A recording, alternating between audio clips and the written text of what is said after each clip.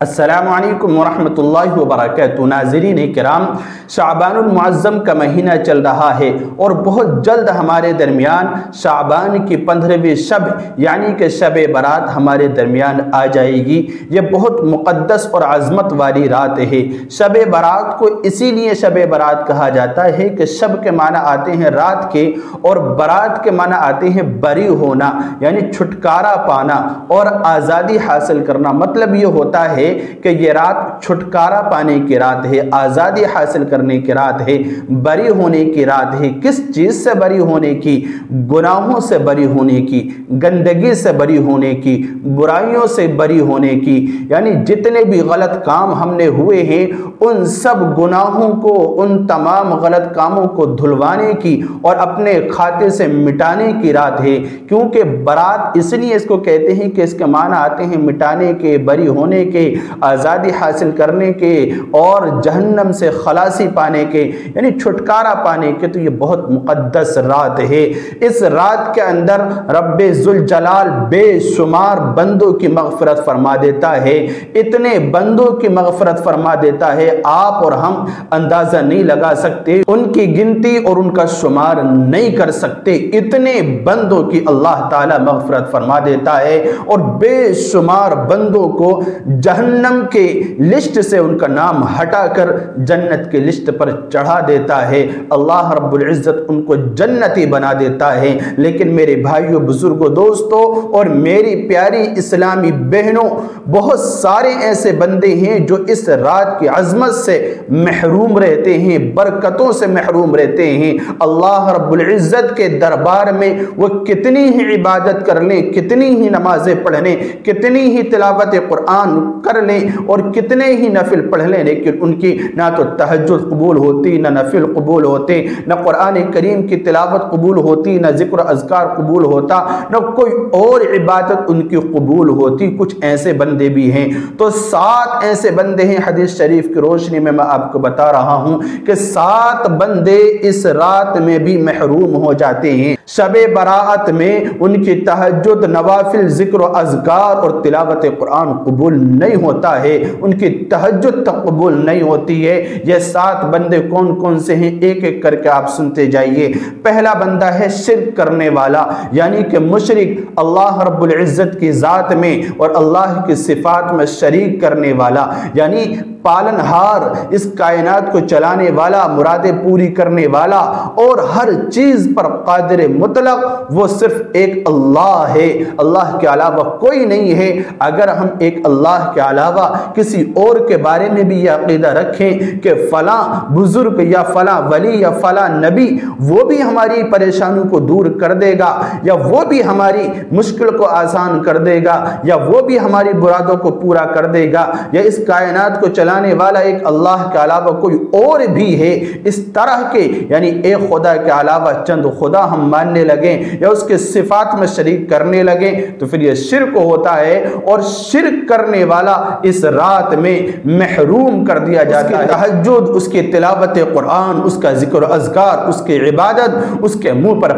پھینک کر مار دی جاتی ہے، قبول نہیں ہوتی۔ یہ پہلا شخص ہے شرک کرنے والا۔ اور دوسرا شخص ہے والدین کا نافرمان، والدین کا کہنا نہ ماننے والا، والدین کے ساتھ بدتمیزی کرنے والا، والدین کی نافرمانی کرنے والا، والدین کو تکلیف دینے والا، والدین کا خیال نہ رکھنے والا۔ یہ شخص بھی ایسا ہے کہ اللہ رب العزت کی رحمت اور برکت سے یہ شخص بھی شب برات میں، جبکہ بے شمار بندوں کی مغفرت ہو رہی ہوتی ہے، اللہ تعالیٰ ان کے گناہوں کو ختم کر رہا ہوتا ہے، لیکن ایک والدین کا نافرمان ایک بندہ یہ ایسا ہوتا ہے کہ اس کی اللہ تعالیٰ عبادت قبول نہیں فرماتا۔